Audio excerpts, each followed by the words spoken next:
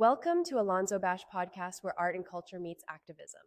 In this episode, Alonzo chats with MX Prime, the soca superstar, who has had an incredible journey from a small fishing village in Trinidad to global stardom. He's not just a musician, but a cultural icon who has undergone numerous transformations, each reflecting his growth as an artist. MX Prime's music blends conscious lyrics with irresistible beats, making you dance while making you think. From remixing Caribbean traditions to creating modern anthems, his sound is always evolving. Beyond the music, he's a father, an advocate, and a voice for his community, using his platform for good. MX Prime's story is one of perseverance, creativity, and using your talents to make a positive impact. Sit back and relax. Alonzo Bash Podcast starts now. Greetings and welcome to Alonzo Bash Podcast. I'm your host, Alonzo Bash, and today's special guest, this brother voice is one of the most recognized voice, I would say, in the music arena, especially in the Caribbean. You know him as well. His mama and papa name him as Edge Hill Thomas, but we know him as currently MX Prime, also known as Magadan, Maximus. How much names do you have, man? How much names went by? Currently, MX Prime went by Maximus Dan previously, Right. and Magadan when I was around 13, 14, all the way up to 21. Yes. Well, welcome. Good to be here, man. Yeah, man, long time, man. All right, so let's kick it off from the early days, the beginning. So you're born and raised in Carenage, Trinidad? I was born and raised in Pity Valley. And then I moved to Carenage at the age of maybe 11 or 12. Okay. My mom said, I'm going to make this move. Obviously, as a kid, it would be an adjustment because you're going into a new environment, new personnel, a lot of things to get used to, trying to build your life over.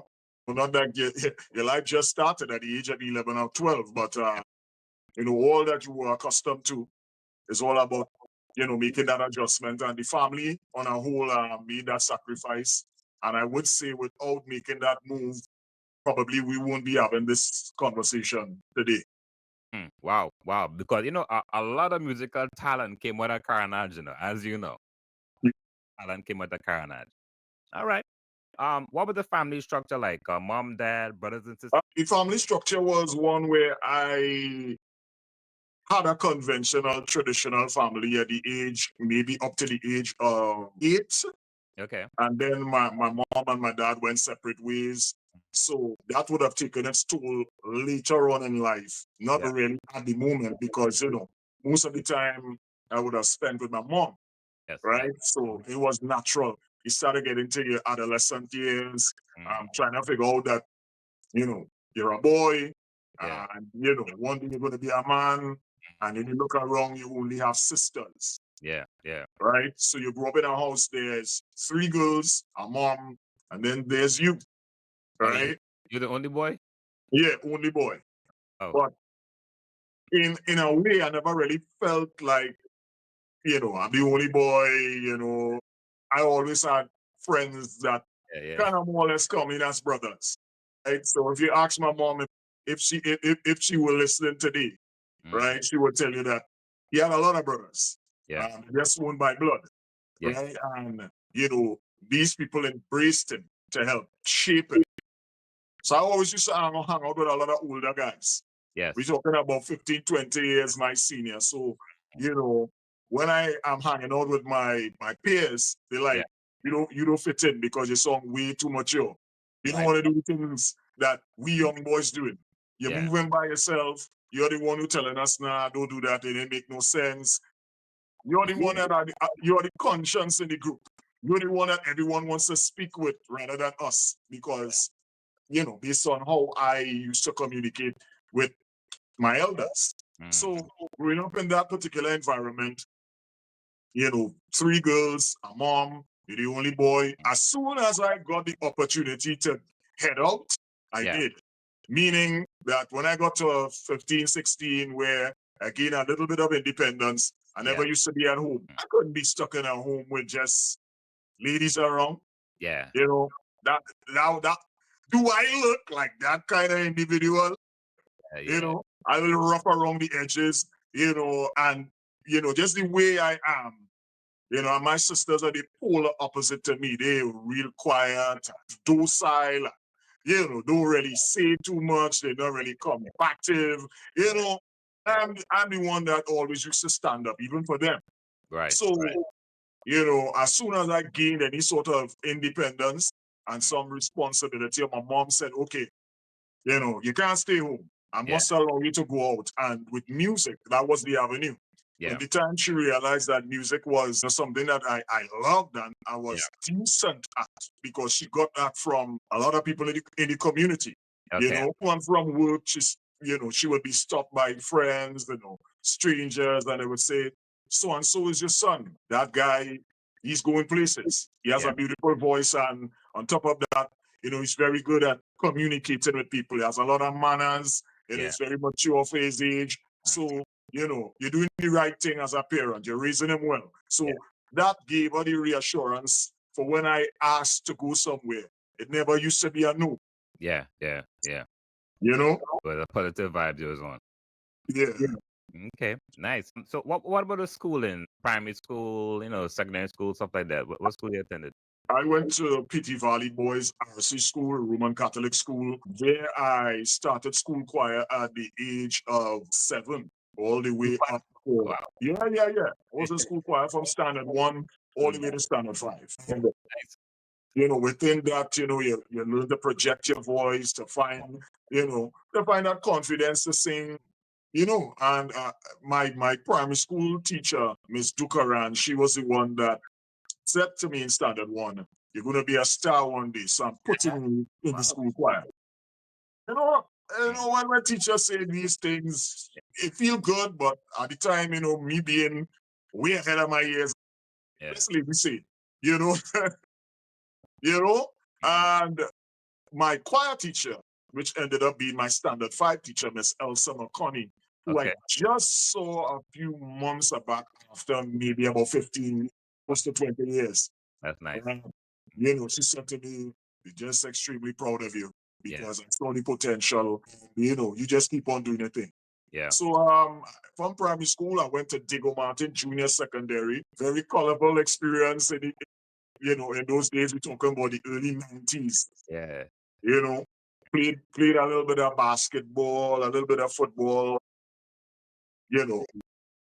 And there the talent was recognized, by my peers, in school. They said, hey, you know every dancehall song. Cassette. Yeah. You're like a cassette more or less, right? Why don't you start doing your own music? Yeah. And I thought about it for a little bit, and then I said, okay. Everyone had a little notebook where they used to jot down lines and create music, and it started from there. Right. Yeah. Okay, so where you got the name Magadan? How that name came about? Well, that happened based on, physique, and, everybody used to say Dan is a general, so they used to call me Edgy Dan because of my name being Edgel, right? So that was the whole name. So everybody said, oh, Edgy, everything good? And based on that, it moved from Edgy to Maga. And up to this day, people still call me that when I go to Carenage, because it's a home name. And then from that, I transitioned to Maximus then because of the gladiator influence and the meaning of Maximus being greatest or greatness. And you know the rest. You know the rest in terms of the current name. Yeah. Like I said, when we first started, we interviewed back in, I think you said it was 2017 when you came to the DMV area. And at that time, with radio, it was more so promo, so we didn't really get chance to read and get into your whole life story. All right. So you mentioned, I want to touch base on the names again, because you're probably the only artist that I know, I'll probably say in the Caribbean, that has changed or has evolved in so many. I did it, but he never really changed his name completely like you did, And it's like each time you change your name is like a different level to your music. So I'm gonna keep it a little bit again with Magadan.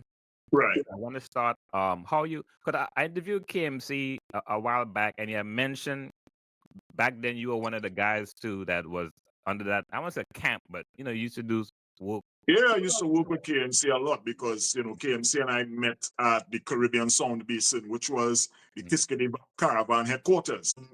I met him when I was 17 years of age. Okay. We hit it off. Everywhere he went, I went. It was always like that big brother, little brother scenario. He would encourage me to keep singing. He would keep me updated on anything that he was doing, anything that he was producing in the studio, where he would be performing. And up to this day, we good like that. We may not be in contact like every day, right? Because, life carries you on different journeys. But every time we meet, there's always a love and a respect because KMC would have been one of the few people who would have come to my house personally, met with my mom, express how talented I was at the time and that he would do his best to take care of me. So in those days, it was all about being the best you could be, iron sharpen iron. When you're coming up in those years, where you're trying to find a space in this entertainment business, any opportunity you get, you're going to take it. We didn't have these platforms where we could broadcast to billions of people at a time. You would have had to get up early. If you live in South, 2 or 3 maxi or taxi, depending on how deep South you are. And then for the come to town. But when you in Carenage to where KMC live, that's a good ride, isn't it?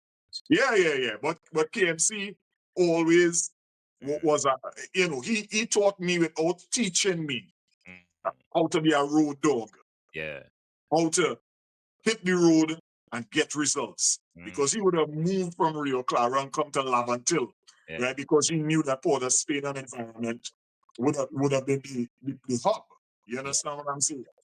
So he wanted to be in a central location, and that in itself inspired me to say, well, you're not living that far from Port of Spain. Right? You're not living far from the radio stations, the television stations, the music hub. So you can't be lazy, right? There are people who sacrificing, a lot to be in this music business. So when you get that opportunity, you take it. So the Magadan years were still heavily influenced by that dancehall era, because remember, coming up in the 90s, you would have had the Buju Banton, and a host of others, Bounty Killer, Beanie Man, and we were inspired by those acts, and still are, in a sense, based on, the music, the message, fashion, but so many different things, Also, there are the song clash culture that we followed with the King Addies, Tony Matara, the Stone Love, Bass Odyssey. So I when I go into, people understand why I song the way I song and I sing the way I sing. Because my experience was different. There are other people who their influences would have been more, on the calypso side or the soca side. I came from a different, sound, a different vibe, and it's just like we're close to fit your personality. I listen to music to fit my personality. It was nothing against, your own culture or anything like that. My personality is this. I always knew I would have had a dreadlocks, but there's some that just fit my personality. So that is how my music sounds and sounded at the time. And within that, we did a lot of good music. You see, myself. You got some. One of my favorites is the concubine rhythm, man. We'll break it. Yeah, Silent Star, a wicked track on that as well. Guinness Belfort. That was a big rhythm. And before that was the voodoo rhythm, where they moved their man on. So those years were some great years because it showed a lot of artists, to come. The many artists behind us who were listening, and they were kids coming up. They said to themselves, we got into the business based on the influence you all had or continue to have, right? And how you manipulated Caribbean songs and created that balance, in this new style of music. You call it raga soca, you call it fusion, whatever you call it. we made sense of it because we love music so much that we were willing to implement and experiment. Yes. Yeah, that song is definitely unique, man. I definitely, and like you said, back in the 90s, that, as you said, they call it raga soca, that influence with dancehall and soca. And one thing you and KMC have a lot in common is the art of storytelling. I mean, when you guys pen a song, you can actually visualize, the whole scenario was taking place in the song. We try our best, Yeah. Yeah. So in 1997, you teamed up with Danny Brown, and I understand you on the flirty rhythm. Yeah. I went to Jamaica at the age of 18. This was all put together by my then manager, Simon Batiste of Question Mark Entertainment, because he was friends with Danny Brownie, Red Rat, General Green, a whole team. Yeah. Right? He toured with them as well. Him being a Trinidadian touring with Jamaicans, it's not an uncommon thing now, but back then, it was a big thing. And he always used to tell them about this group he has in Trinidad that consisted of Diamond Cut, a friend of mine who lives in Central, Precious, Jason Lee, who sang I Want to Get Ahead in Life back in the day. So it had a nice mixture because everyone had a different influence. Precious used to rap at the time. I used to chat DJ in the Jamaican type of style. Diamond used to sing more or less like Sanchez and those type of artists. Yeah. It was a real good, unique group. Our aim was not to be like the next Fugees, but following that particular line. And then September 11, 2001 changed everything. Yeah. We were about to hook up some meetings with our label out in New York, and then everything crashed. So within that, a decision was made, by management and the artists. Well, this is going to be on pause. So what are we going to do? And I said to them, well, I'm going to continue singing. I'm going to continue composing, writing, and working on the local landscape. Because, okay, if this dream wasn't achieved, it's not going to stop me from one, keeping the dream alive, and two, working with the talents that you have. Because even at that time, I knew that I wasn't normal. I wasn't someone that just going to stick to one genre because I came up doing different form of music. Remember, I started in the school choir. In the school choir, you have to sing calypso, folk music, right? All kind of different things. And then you listening to song music. And, around carnival time, they have to learn the calypsos at the time and what have you, and perform those things. So I have that serious calendar going on all the time, a serious mixture. So for me, okay, this mode of transportation has shut down. Yeah. Jump on the bus, the subway, walk, right? One way or the other, you're gonna get there. So that was my mentality. Makes sense, man.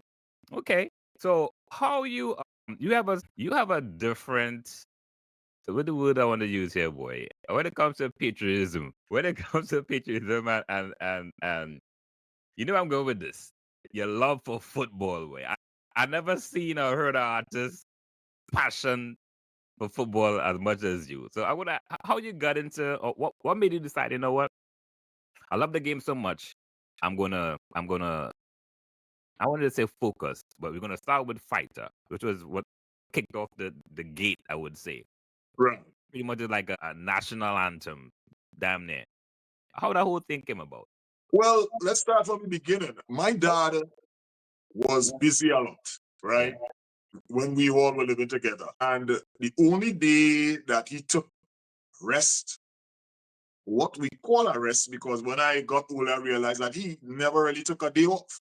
But the only day that he could have really kicked back and relax and watch the television, it would be to watch English League football. It wasn't even the Premier League at the time. Yeah. Right? And that was the only time, or Italian League football. Yeah. Those were the days, glory days with Maradona and Schilacci and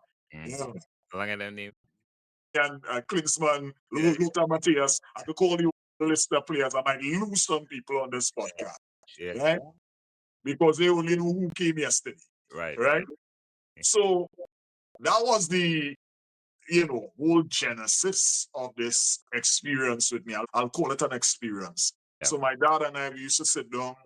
We never used to say anything to each other Just while watch the game going on, Yeah. right? And we would just watch that game together. And then I would make some comments, and then he would look at me and realize, you're paying attention, Yeah. right? Yeah. You know the game, Mm. right? You're calling out plays and you're saying certain things like you're an analyst already, right? And that was the whole beginning. And Yeah. then he saw me play football in the yard, and without telling me anything, a morning he woke me up a Saturday and say, we're going to get our boots for you. And we Yeah. are going to play. Because I understood the game, and he Yeah. saw me play the game. So within that, I met Ron Laffrey. If anybody know who Ron Laffrey is, this is my moment to educate you. This is one of the most decorated and loved footballers in Trinidad and Tobago's history. Okay. He's the first player to score in the National Stadium when it opened. The very first game, he's the first person to score a goal. And I met Ron Laffrey. We call him the professor. He's still alive and still involved in football. Oh, wow. Coached many school teams, been around the world before we even knew what, to go outside of Trinidad and Tobago. He played in China, played for the national team. And I met him when I was just a kid. After school, stopped by the field, saw this man with a Jerry curl gold teeth, juggling a football and smiling and talking while he doing with a grace and a flair. Yeah. And that was the first time I was like idolizing a local football player. Wow. Then after that came the strike squad. Yeah, man. So when I always tell the strike squad members, just a few days ago I was talking to Click Morris, who was the captain at that time. We always stay in touch.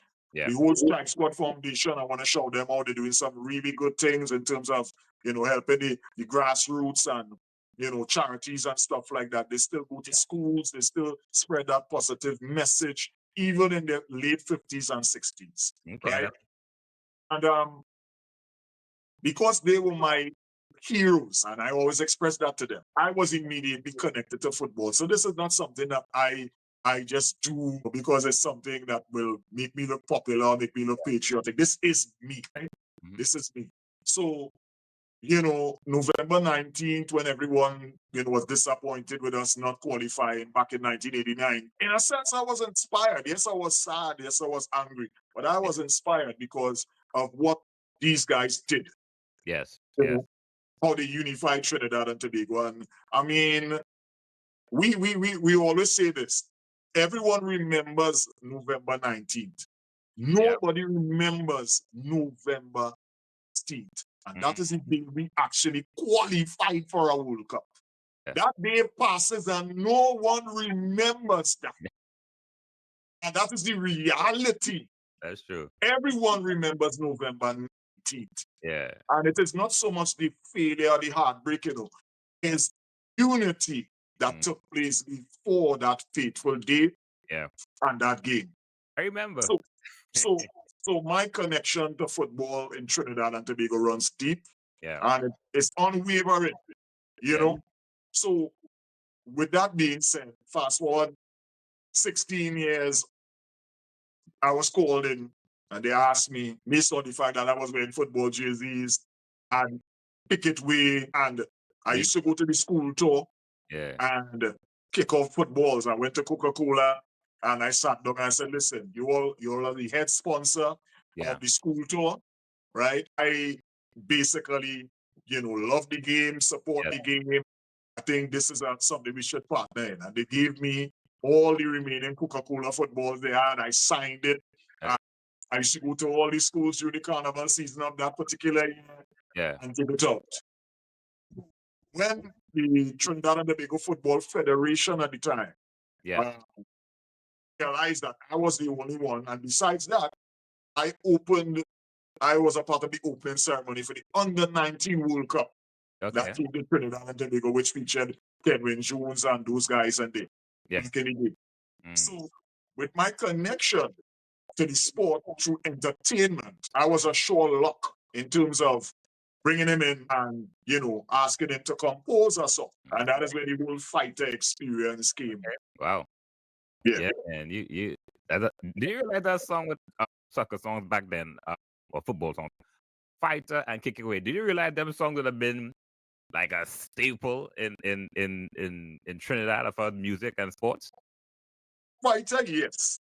Kick It Away was something that I got the idea from, again, dancehall and reggae music. So, it's like, show me the hand that go Lash Satan. Because I did a song called Lash Satan. Yeah, Lash Satan, yes. I heard that from a reggae artist saying, show me the hand. If you go burn this or you burn that, So I said, all right, show me the hand that go Lash Satan. So I got inspired from different things, that I heard. Yeah. So Lash Satan came, and then Kick It Away was like, okay, if you say lash, then you can say kick, right? But what you're kicking away negativity, right? So those things came based on the fact that I always used to be thinking about what is a unique way to send a message, also make people dance, celebrate, put their hands in the air, but also they learn something. They leave with some level of substance. Yes. Not only that, man, in the Caribbean, especially in Trinidad, when it comes to soca, we big on words. Big on words. Yeah. All right. This song was featured by EA Sports, Cricket 2007. How the whole thing came about? Again, Simon Buttis, Question Mark Entertainment. Well, also, Fighter was on the FIFA World Cup game as well. Yes, that is true.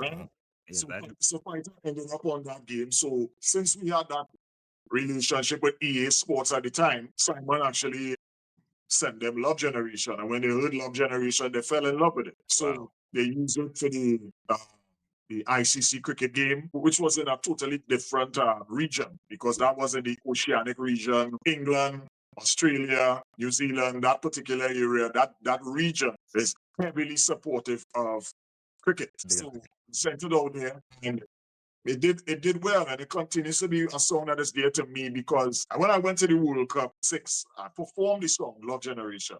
Of course, everyone went wild over Fighter, right? Yeah. But that was a song that everyone would have known, and it would have been the right fit. But when I did Love Generation, I did it at Newbrook Stadium in front of maybe 30,000 or more people, right? And when Roy Kip and the All-Stars strike up, and people heard this song, after I performed, Iowa came up to me and he said, Maximus, where you get that song from, boy? I said, George, do you know that your station, Trini Bashment, is the first place I premiered this song and is playing this song? He said, serious? I said, yeah. I said, but I put it out outside of the carnival season, which is another thing that is synonymous with me. Yes. I am not afraid to put music out outside of the perceived period that people will be receptive to local music, because myself and KMC, we always had that vision for putting on music all during the year, because we're looking at the global calendar, we're looking at R&B, hip-hop, dancehall, all these urban and major genres putting on music all the time. Yes. Right? Our neighbors right in Jamaica, they put on music every day. Every week, you would have heard a brand new Beanie or Bontu, right? And you'll be like, what these guys do? These guys working overtime. No, these guys, they are professionals. They're in the studio, right? This is how they produce music. Yeah. So we were inspired by that, and in a way, we tried to emulate that. Yep. Our industry would have been set up different, so there would have been challenges here and there. And then, right after the season concludes, artists go to tour. So you know that the only way they're going to come back to record would have been in like May, June, July to get ready for the upcoming season. Yes. For us, it would have been, boy, let's go in the studio one time and just try to put out something right after Carnival. Put out something after, like Easter. Put out something for August, so that we maintain that momentum. Yeah. So that is how, my brain continues to work up to this day. It makes sense. Keep your brain sharp too, Exactly. You go to the gym 1 day for the week, no results. You go to the gym 4 days for the week, more results. Fact. Soca Train. Did you realize that song would have been that big? Yeah, yeah, yeah. There's certain things that I wouldn't like to tell you. Yeah. First and foremost, it was a happy accident. Meaning, I went to London and I met one of the flight attendants at the time. All the way going up from Port of Spain to London, we just coming down in the back. So Max, when you reach, I know you have a show, I know this, that. Where you lining? You know, we have a line on the weekend, you know, by a friend of mine. And it so happened that we bounced up somewhere. Yeah. And he said, the line is tomorrow. So I see address. So we all went to line. And where we went, the address was for one of the stalwarts, I would say, media. A guy named Smokey. Okay. From out of London. He worked on BBC radio and he was responsible for producing a few Calypsonians back in the day. Okay. Popular guy. Still continues to work with the young people as well in the music scene in London. Nice, nice. So I went to his house and me being like probably 22 or so. Yeah. You know, and that day had a lot of experiences. To have that experience at night was a relief because during the day I had some challenges which I wouldn't go into. I remember that day like yesterday. So sitting down while they're having a conversation, again, me being me, the old man, young boy, Smokey looking at me this way while I'm speaking. Right. And then he pulled me aside. He said, young boy, let me tell you something. The way I hear you speak, you're way beyond your ears. So since that is the case, I want to introduce you to something. Okay. And he said, there's a song that I want you to do from the Mighty Shadow to remake. Yes, yes. He said, I'm going to give you a CD. I want you to listen to it when you get back home, right? And see what you could do with it. Because I think that you might be the best candidate for that. Wow. You know, saying thank you, you know, took it. And I listened to the CD. While listening to the CD, you know, man, if it have one good tune on this, it must have other good songs. Yes, yes, yes. So while just going down, I heard this train horn. And I stop and I lean back. Yeah. And I just look up like this, so I shake my head. I'm all, Smokey boy, you're going to be disappointed in me, but I think this is the song here. And it took me about a year or so to find the right producer. So when we did find the right producer, which is Ibo. Okay. Right. And Ibo, you know, would have been one of the greatest musician in the modern era, I would call, as a producer. You know, would have done Display for Fear and Lions, Focus, would have done Musical Zombie for Scrunter, you know, Mini Priest, Body Full of Water. Yeah. Band of the Year, he would have had a contribution in that. So when you think about it, and then before that, I did Royal. I think I did, what else I did with the Order with Ibo. So we had we already had a great relationship, you know? So when Ibo heard it, he said, so what you want to do? You want to modernize it or you want to keep it vintage? I said, let's keep it vintage. The modernization would be me, right? So let's try to keep the integrity of the music, which in a sense was a prelude to me becoming a music producer too. Yes, yes. Because I always believe, like, if you're going to do something vintage, don't mess with it that much to the point that it loses its substance, right? Nostalgic feeling. So I think that we came up with this beautiful balance of me being the modern, and we try to keep the music as authentic as Clive Bradley did it. Yes. So the day it was released, in the morning, by nighttime, people was calling it a runaway hit because it was familiar but still unfamiliar. And that's the thing with me. People have always asked me, so why you never do another remake? Why you don't remake this or remake that? I said, well, I'm a selector. I am a selector. I can't wait for the dub for dub. You can play all the big tune in the front. If I don't hear no Errol Dunkley in the last round, a Houghton Green, right? If I don't hear them old songs in no type of song, right? So for me, You had to dig deep in the dub box for me. So when I found that song, I realized it was a gem. And then I spoke with Uncle Gypsy. I said, Uncle Gypsy, I think I'm gonna redo Soca Train. And he said, all right. You know, he said, well, you know that song? Because it was a song that basically kind of, I wouldn't say was forgotten, but you know, because so much great music comes out, it's easy to forget how many great songs came before. Yes, true. That is true.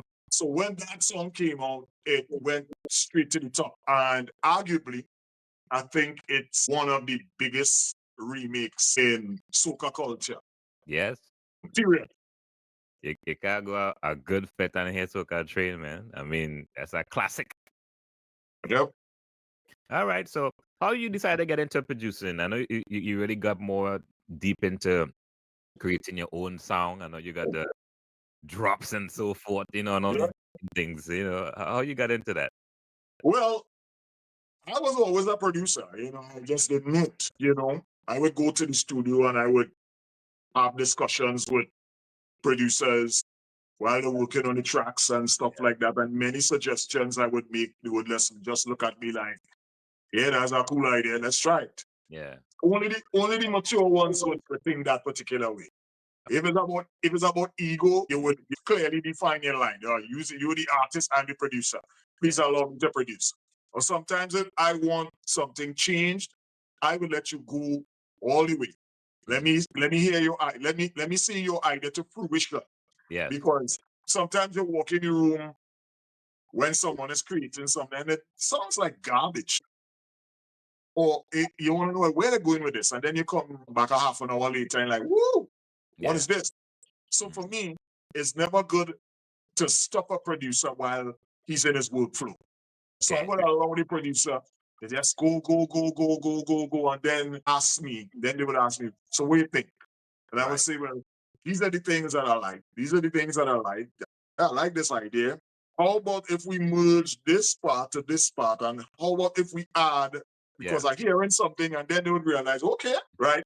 He didn't say he didn't like it. Yeah. He spoke about the parts that he liked and that are good and how we could make it better. So for me, I was always about how we could make this track sound better or more finished or more meaningful as to what, you know, the messages in the music.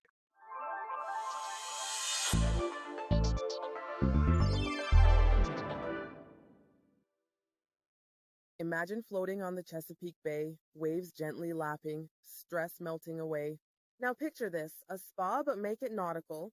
Welcome to Be Well Boats by Floating Needs. We're not just boats, we're floating sanctuaries of bliss.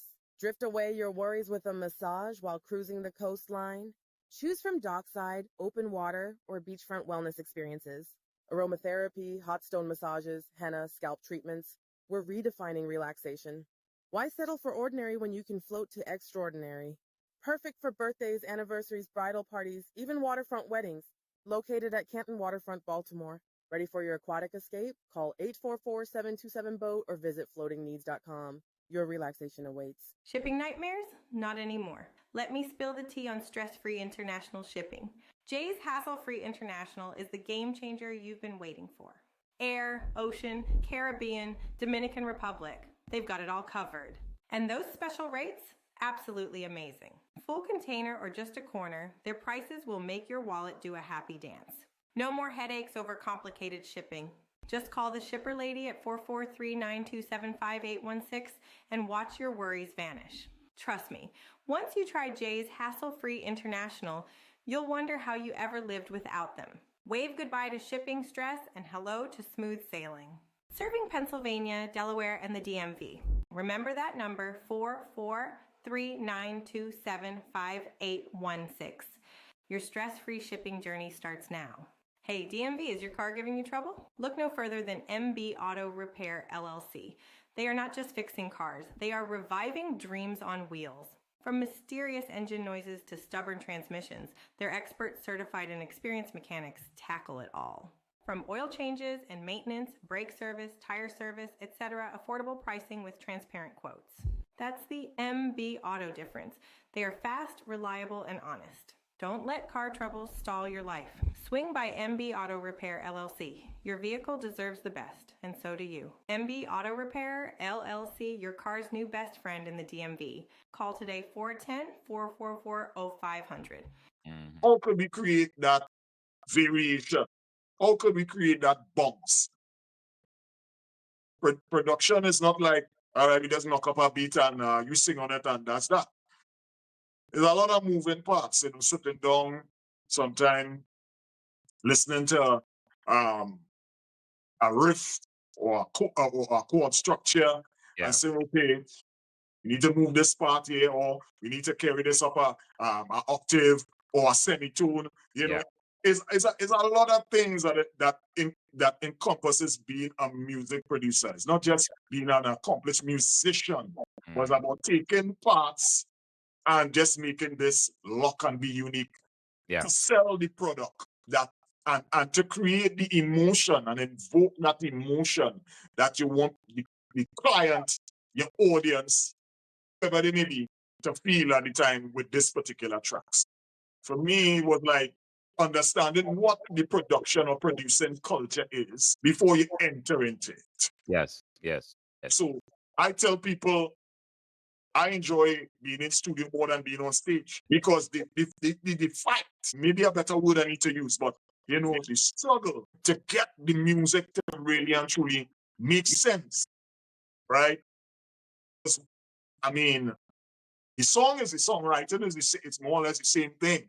Yeah. But when you get that music to feel good, along with your melody and your lyrics and your charisma, whatever you try to portray, whether it's joy, whether it's pain, whether it's whatever emotion it is, it's a beautiful thing. Yeah. I don't really think about it from the aspect of how much place you mash up and how much hands you get in the air. It's how you made people feel when you press play. And that drum roll, or that bass line, or that guitar, right? Or that saxophone, whatever you played, that just made everybody like, woo!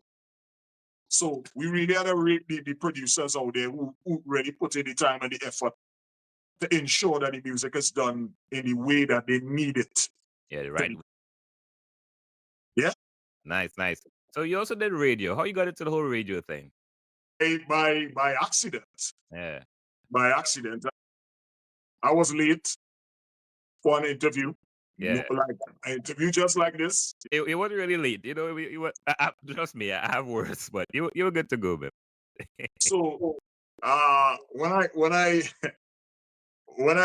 was like I left home early, but that Friday morning, and had so much traffic all over the place.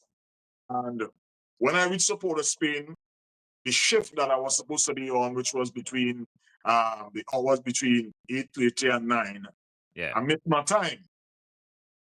I called the radio station, the manager at the time, and I said, Uncle Glenn, I don't think I'll be able to make the interview. He said, that's okay. Where are you? I said, I am currently on Independence Square. Right. And they were higher up, Upper Port of Spain, which is on Abercrombie Street. Yeah. So probably you could have been like a 5-minute drive, but not that morning. Right. That morning, it looking like 20, 30 minutes because it was gridlock traffic. Yeah. So he said, when you get up here, don't worry. As I got in, the guys who were supposed to interview me looking at me like, boy, you missed the interview, boy. We were waiting for you. This, that. Real nice banter at the end of the day, right? No hard feelings because they understood. Right. But the following shift from 9 to 12 featured Kevin Baker and Beats by Robin. Okay. Freestyle Friday. Yeah. So I came in. These guys, always welcome me with open arms. And they said, all right, Max, you're lineman today. Right. So when they lineman, they would turn on the mic and they would ask me, so what you think? This, that. Right. Everyone knows that I already have that type of DJ sound. Yes. Right? With, drops and all these. And then again, they understand that, Max can do this. Yes. We've been doing ads, he's been doing this, we heard them already, mic already. I used to mic for songs and all these different things, Club Coconuts on a University Tuesday. I used to mic and all them. So people really don't know what I can do. Yes. They only see me as, well, boy, there's a soca man, and when Carnival come, you know, you can't throw me the same pot with everybody. You know, I can mix in different pots, right? With that being said, they gave me a script to read because they run an instrumental and it was Carnival time, and it's all right. So they advertising different events, army, this, that. So they gave me a couple scripts. And Baker said live on here, up next, we're going to do some ads, some live ads, and we're going to get MX Prime to do a couple of reads for us live on here.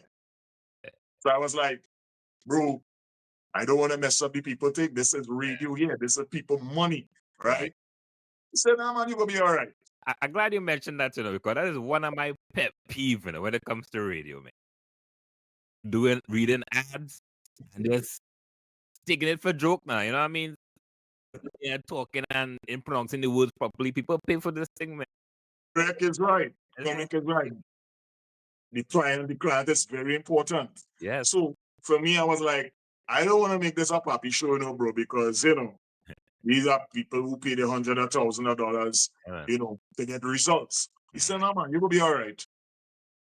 And when I read the scripts, Robin looking at me like if I did something like real amazing. But Robin now so calm, kind of remind me like you, don't really show emotion that much, just real relaxed. So he looked at me like, and right after that, the door opened. It was the radio station manager. Okay. Wow. Like he said to me, I realized like sounding like you want to work here. Yes, sir. Wow. And that's how I ended up on radio. Wow. From being late to being on time. Well, you know what, man? Opportunities come in many different ways, You just have to be prepared, Derek is right. For me, it was like that morning I was so disappointed in myself for being late. God had another plan. Right. And then he put this opportunity right in front of me. Right. And it was up to me to say, I don't want to be in radio, or I don't think this is going to work. And at first I was like, I don't know how this is going to work. Yeah. But surely enough, I showed up, I committed. And for 3.5 years, I was on radio. And I must say that it was one of the best moves that I made in my professional life, because MX Prime basically came to the fore being on radio. Because a new generation who probably didn't even know anything about Maximus, right? They were into MX Prime. And because of the DJ culture drops, these different type of things, so many young DJs across Trinidad and Tobago and parts of the region and also internationally reach out all the time for me to do those pull-ups and those different things because of hearing me on the radio doing it live. Yeah, man. Again, it's all about using your talent, in the specific areas to their strengths. I was never an individual that come out and boast and tell people, I could do this and I could do that. No, I would show you, right? And I was never afraid to express myself because I'm a creative. Artist is someone who is expressive. And not all the time your art is going to make sense to everybody. Yeah. You learn that along the way. Sometimes it may be ignored or misunderstood, because you're not doing what everyone expects you to do. It's like if you're a chef, you may have a specialized dish. Yeah. But you can cook a wide array of food. Yes. So one day I might show people, well, everyone knows me as a baker, but I can actually cook, and and that was the opportunity to show people that I could cook. Yeah. Did it very, very well also. Ultimate rejects. How that whole concept came about. It came out of life experience. Everyone gets rejected at some point in time, right? In our case, Yuan and I, we've known each other for over 20 years. Yes. But I met Yuan when I was 17. So that's a long time. Yeah. He was cell construction, which everyone in Trinidad and Tobago would know, one of the biggest sound systems, legendary sound. At the time, he was just coming off of radio. Yes. Going to music production. His dad was a live engineer, a fix-it man, you know, an electrician technician, as we call them in Trinidad and Tobago. Yeah. So he could fix it all. He could, you know, take something apart and make it better. Yeah. Right? So he was born in the environment where frequency and sound came like second nature to him. So he could hear when something was phasing. He could hear when something was humming. When the natural man ain't know, hey, I ain't hearing that. You grew up around someone who is a certified engineer. Yeah, true. So you would take up those particular traits and carry it to the next level, which is what you want to do. Right? And he was coming over radio. He said, I'm going into music production. And I was just coming off of the whole World Cup high. Yeah. And I said to myself, bro, if there's no better time for you to really actually start experimenting with different songs that you want to express. Yeah. So within that, we said, okay, let's use me as a guinea pig. Create stuff, right? We'll put it out. Every time we put it out, we will get a different type of comments. It's good, you know, but where? It's good, you know, but I don't think we can play it. It's good, you know, but I don't think people will like it. It's good, you know, but I think everybody will think you're all going mad. And they keep getting that. It's good. But what was it? The song? It was just different. Yes, the whole sound and it at the time it was like light years ahead. Yeah. Right? Which is the role of a pioneer without even trying to be a pioneer. Yeah. Right? You ain't trying to be a pioneer, you just being you. Yeah. Right? Yeah. So people who came up with the synthesizer and the vocoder and all these different things, they were considered to be weird too. Right? A man who tell you, well, just now people gonna be talking on something in the palm of their hand, he was weird too. Yeah, true. Right? Who believe in satellites and stuff like that, they were weird too. Yeah. So not trying to put ourselves in the same category as those genius. But at the same time, it starts with you believing and doing something that is unconventional or seemingly so. Right? I don't think that will work. When you tell me I don't think it's gonna work, I'd be like, okay, let's see if we can make it work. Yeah. It may not work the way I want it to work, but it may work, right? With some tinkering, with some tweaking.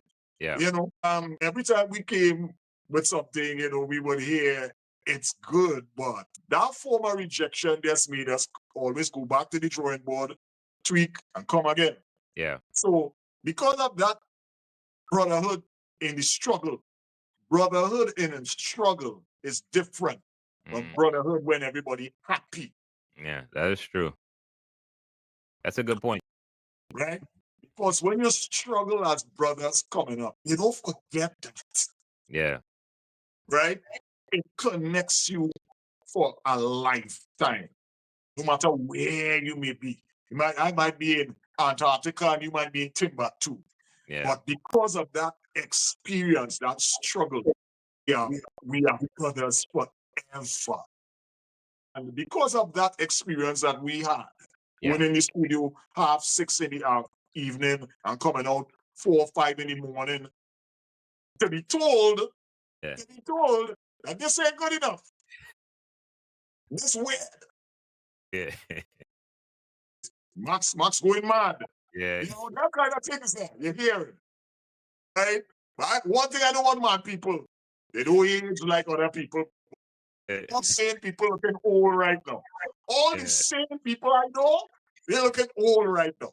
And all the mad people, somehow they're like, they don't want to age. So I'd rather be mad. And within that experience, we said, okay, let's make a group. Let's break. This is what we're doing here, but then we just call ourselves a group. Yeah. And within that, you and I, we thrown a couple names, and I said, how about Rejects United? He said, I love it. Because it kind of sounds like a football name to her. Yeah. Came off the phone, and then I call him back. And I say, Ultimate Rejects. He said, love that. Yeah. I love that. I love the sound of it. Right? It will immediately get attention. And the name was chosen based on the struggles that we had. And we will continue to have once we forge ahead and dare to be different. And dare to challenge ourselves to be different. There's no challenge without change. There's no change without a challenge. If I can't do one more push-up, I do 3. Just because I can't do the one more, I will attempt 3. Because I have to push myself past my threshold. I urge my son to do the same thing. Push yourself past your threshold. You believe that this is as far as you could go, push yourself much further. You don't walk to the finish line. You sprint. You go all out. Right? You don't leave anything in the tank. And so for me, when I sit down to do music, yes, we understand that, okay, this is the audience. This is what sonically that they're accustomed to this particular sound. So we don't want to move too far away from that, because in hindsight, we moved in a direction that would have been perceived too far away from what they were accustomed to, right? But in order for us to be able to understand how to create that balance in engineering, if you want to balance your bass and your kick, you don't start with your bass low. You start with your bass at the highest, and then you bring it down, bring it down, bring it down, bring it down until it locks with the kick frequency. Right? Same thing with the kick. You don't start with the kick low, you carry it to the extreme, and then you bring it down to balance. So with us creating music, we have to go to the extreme and then bring it back in where we can find a proper balance. So that is how we found the balance in our music for people to, quote unquote, accept it. You know? Wow. You realize that song would have been that big, man? I had no clue. I had no clue. Had no clue. It took me about 6 months to build the beat. Right? At the beginning with the drums, and it catch you. As soon as the song comes on, it's vibes, you know. That energy. You know, when you're listening it for 6 months straight, it's not like someone who would come and hear it one time. That's true. You get used to it. So you just fed up on this because you're working on it for 6 months. And then eventually when all the music was done, that's when the song came. Wow. The song came right after the very last piece of music was added. I must say, when I went to Yuan to more or less audition it for him, right? He said, bro, you don't understand. People dead. That was his response. He said, people dead. He said, there is nothing like this, and I don't think there's going to be anything like this coming. Because it was so different and it was so easy on the ears and was refreshing, you know? For me, it was like, brother, are you serious? Because for me, there's something I'm working on personally. Sometimes, you know, we don't really have a belief in our work that it will do the great things that it's supposed to do. You know, many times you have to be convinced by others that, hey, this one, when you yourself should have that belief, that core belief. That I'm putting my best work out there, and whether it, you know, does what it's supposed to do, whether it be financially or externally, right? This is your best work until something better comes along, right? So when that record came out and exploded, there was no fear to try to repeat that because I know the highs and lows. Ray Leonard lost a fight. Thomas Hearns lost a fight. Marvin Hagler lost a fight. Muhammad Ali lost a fight. Michael Jordan has lost games. Right? He may not have lost any finals, but he lost a lot of games. Right? Some of the biggest and best have been losers. There's no bigger path to winning than losing. When that song became what it was and it's time to go back to the drawing board, we have to take that out of our mind and realize that, hey, Michael Jackson not Thriller. Ain't nothing bigger than Thriller. But he kept on recording. True. So you have to keep on recording until something else you know, comes out, and it may not be in the same range, the same space. It's just music, Yeah. right? For the common, avid fan, or, keyboard warrior, whatever you want to call them, Yeah. they would do the assessment and say, whether you fail or you pass or whatever. Again, we're in the public domain, so these things will happen. Yeah. Okay? Yeah. But for me personally, I know that every night that I went out there to perform, it wasn't the same response that you got. It might have been somewhat in the same range, Yeah. but you don't always get people to dance. You don't always get people to put their hands in the air.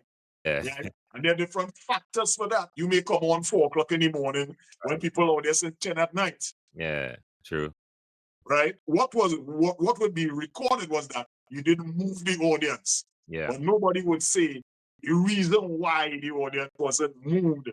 There are different factors. Yes. Rain probably came down. Everyone run and they be tense. People tired. There are different reasons for things happening. Nevertheless, you have to keep it moving and stay positive. Facts. Okay, nice. All right, so let's talk about your new project, man. I get this is your first with 100% football songs on this project. Yeah. How you decided to come up with this whole concept? Well, kick it off, right? Kick off. The name of that.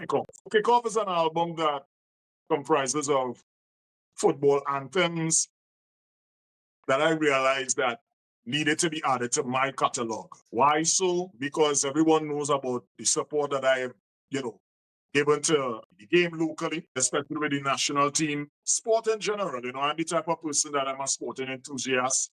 I would always support, different sporting initiatives, whether it be cycling, whether it be cricket. A couple of years ago, I was invited by the West Indies president to come to watch India play the West Indies and the Queen's Park Oval with the Test cricket. So sporting bodies recognize me because of the music that I produce, the positive nature, and also physically being in those spaces.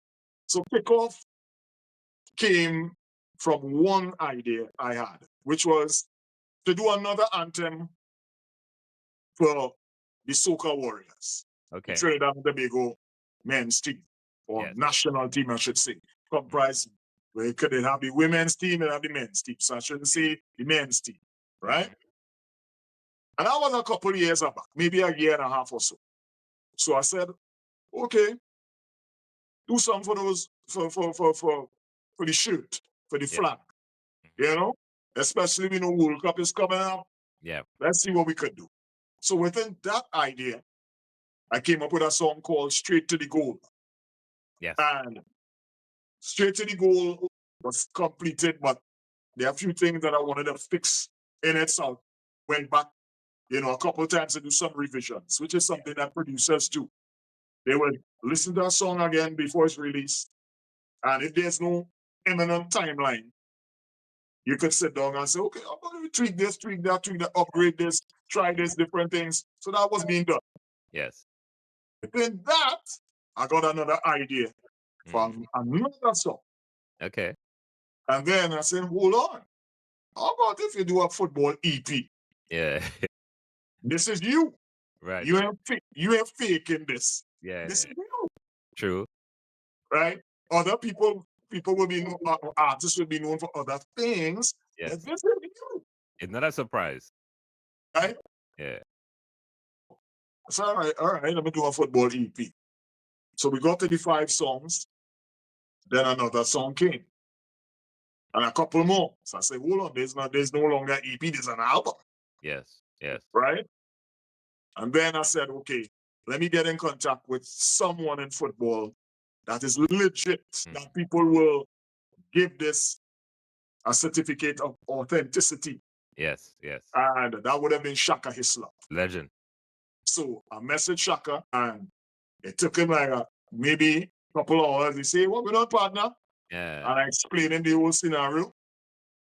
Say anything for you, bro. And he did the intro, the halftime, and the full-time synopsis for the album. Wow. So this project is not only just for Trinidad and Tobago football. This is for regional football, right? Because when you listen the context of the album and the songs and the sound of it, it is Caribbean-esque, but also global. Yeah, that's right? a global feel to it. I listened to some of the songs, and it definitely has a. When I heard a song that said this is an international type song, you know, because a lot of people can relate to like I said, once again, words you can relate to it. You know, meet me at the stadium. Yep. You know, all these things, and you travel, so you know when you go to these games, you know that's the vibe. You know, Correct is right. Correct is right. You know, I mean, what we try to do is take that Caribbean backbeat with a global message and incorporate the different influences that I see at the games. I've experienced because I went to a World Cup. I understand, you know, what is the atmosphere in the stadium while your team is playing. The different things that happen, the things that people don't pay attention to. And the look on a person's face when the anticipation of a goal or for or against. When you think about my team going home or after the match, when we go online, when we go hang out. So I did a song called Final Whistle, which speaks on that. Right after the match, going by the pub, going by the bar, you know, we in a winning mood, right? So DJ run some winning tunes, you know. So it incorporates that vibe that is for real fans and supporters and patriots. There's a song called My Country, My Flag, right? So, you know, these are the things that, you know, when not just fans of football, but people in general, you know, who love their country, love their culture, when they're represented, they would respond positively to these messages, these calls to action, more or less. So Kickoff is an album that I believe that has a lot of legs on it, just like a millipede or a centipede. This is an album that has a lot of legs on it. So I released it now, going into World Cup qualification and also to the FIFA World Cup. I've sent the some of the songs and the album to the DJs who actually play at stadia across, you know, North America and Europe. Nice. I track down those guys on the gram and just start, you know, spamming them more or less. You have to let them know. Again, goes back to what I said. You know, sometimes we as creatives and people on a whole don't have the confidence to sell ourselves, right? To sell our product, to say, this is what I have. I think you should hear it. I think you should know about it. Yes. You know, and I had to step out of my comfort zone and say, hey, you're going to do this. Yes.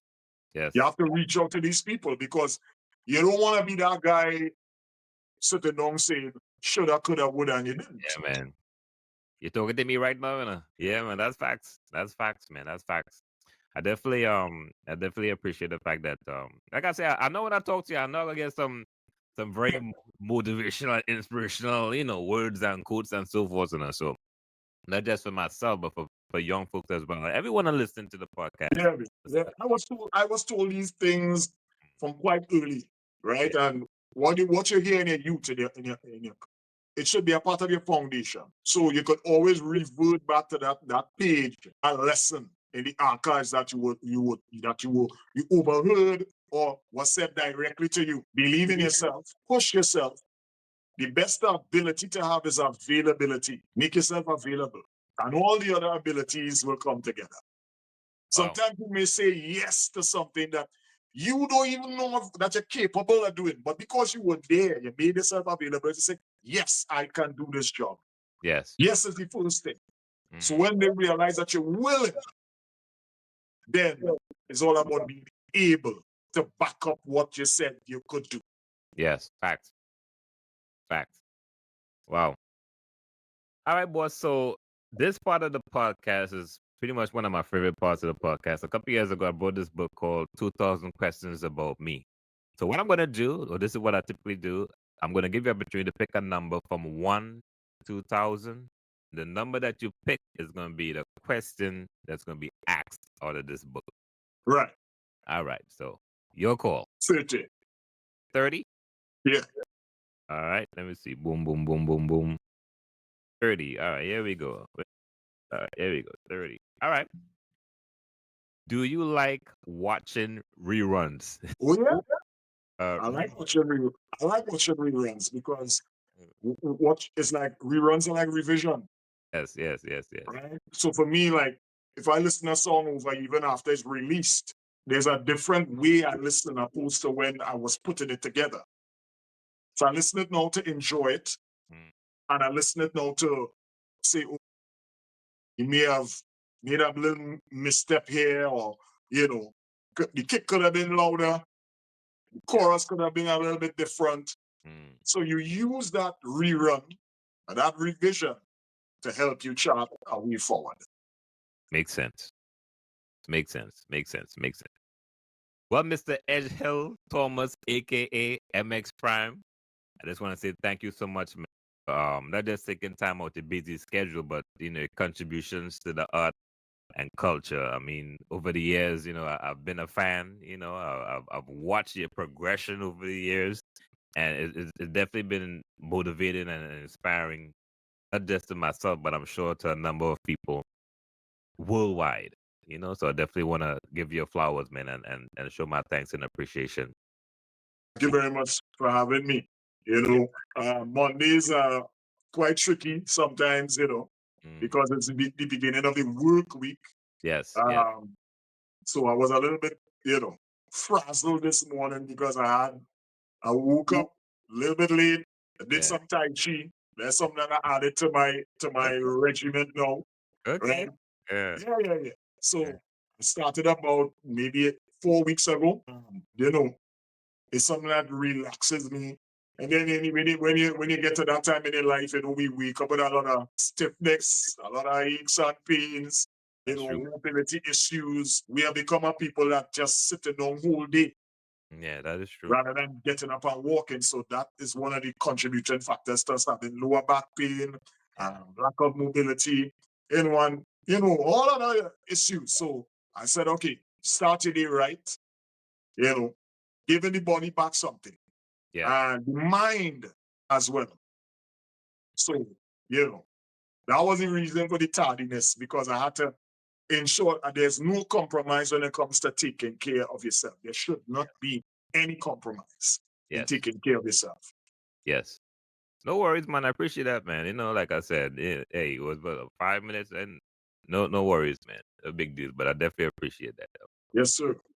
All right. Well, much love, much success, man. Oh, what's your predictions for World Cup? I mean, you plan on going to any games? Well, my prediction for Trinidad and Tobago and qualifying for the World Cup, I think that our biggest threat, challenge would be Curacao.